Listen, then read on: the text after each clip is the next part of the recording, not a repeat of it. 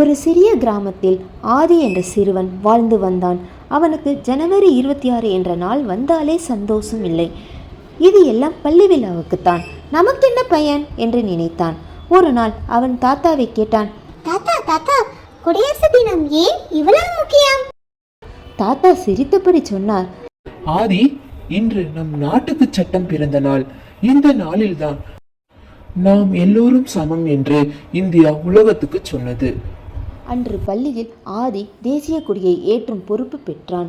கொடி மேலே செல்லும் போது தாத்தா சொன்ன வார்த்தைகள் அவன் மனதில் ஒலித்தன.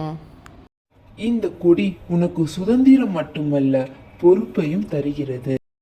அந்த நாள் முதல் ஆதி நேர்மையாக படிக்கவும் நாட்டுக்கு நல்ல குடிமகனாக இருக்கவும் முடிவு செய்தான்.